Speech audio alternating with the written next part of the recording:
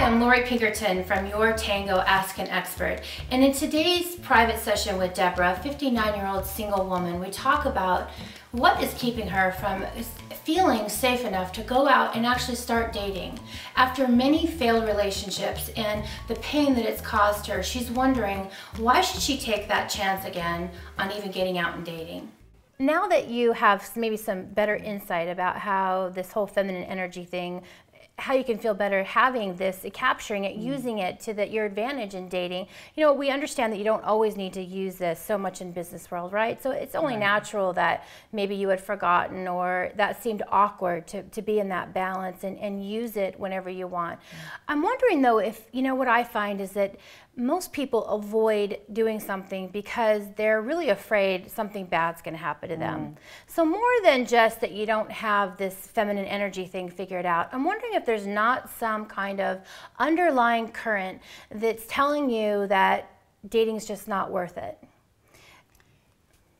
And you're right. Because when I think back at it now and I think about the two main relationships that I've had in my life, one of them was when I was married.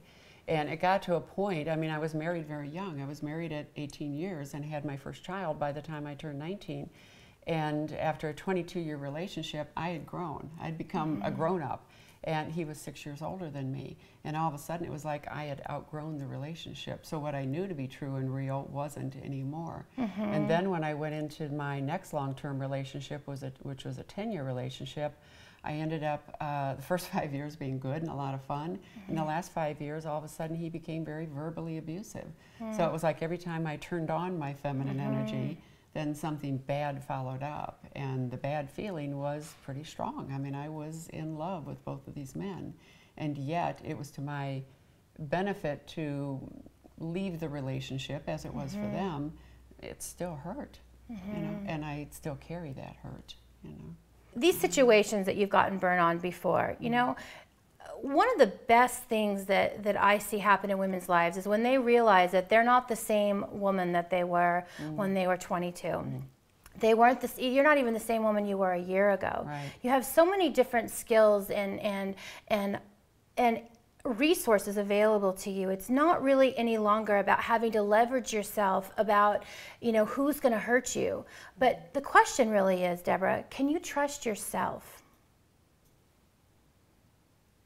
I'm starting to. I'm starting to, and I can use your help with that because when I do trust myself, I usually come up with the right answers and I act in a way that gets me the results I need. And yet there's a longing for a relationship that sometimes I don't listen to my own voice that I should, and go for the, okay, well, let's do this. And then I end up getting burnt again, so then I have more lack of trust you know, in my decisions. I want to thank you for being so honest about how hard it is to be burned and get back out there and try again.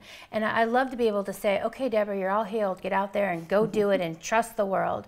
But that's not the way the world works, right? We need new evidence. We need to get out there in these baby incremental steps and find out that you are safe. We don't want to just throw you out there in the ocean and see if you can swim. So really your first step is being able to now acknowledge that you can trust yourself, that you have evidence in your past that says you can trust yourself. Yes, you've been burned, and now you know how to listen to yourself better. You have a whole new set of skills. And so really the first step is acknowledging that you've been doing it all along.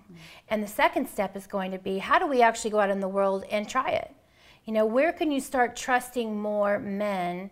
How can you start showing up? Maybe we would do an online profile. Maybe we start having dialogue with guys at work that might be single. I'm not telling them what to do all the time. And you start trusting people in a new capacity. Let's try that and see what kind of feedback we get and see if we can trust the world instead of just saying, oh, I just trust everybody now. That's probably not a very safe bet. How does that feel for you?